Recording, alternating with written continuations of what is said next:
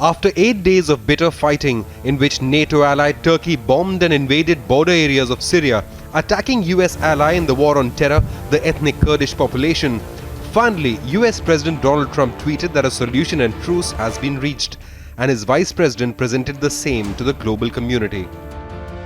Our administration has already been in contact with Syrian defense forces, and we have already begun to facilitate their safe withdrawal from the nearly 20-mile wide safe zone area south of the Turkish border in Syria.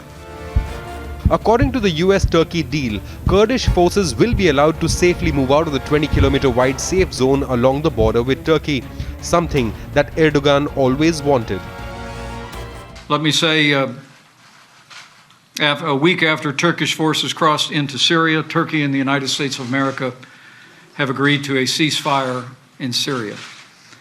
It will be a pause in military operations for 120 hours, while the United States facilitates the withdrawal of YPG from the affected areas in the safe zone.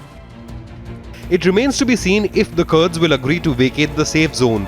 US meanwhile has already promised to lift sanctions over Turkey once a permanent ceasefire is reached.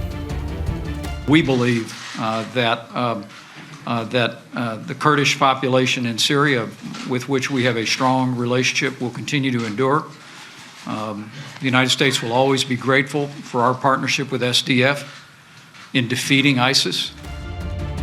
With the US troop withdrawal from Syria and this ceasefire agreement, United States is aiming to close a bloody chapter in Middle Eastern history. Obviously remains a great deal of work to do in the region. There's lots of challenges that remain, but this effort tonight sets the conditions for the successful resolution of this particular peace, which created enormous risk and a real risk of instability, and President Erdogan's decision tonight. Global community meanwhile will hope that peace finally prevails in the troubled region and that ISIS is never allowed to regroup again. Bureau Report, Republic TV.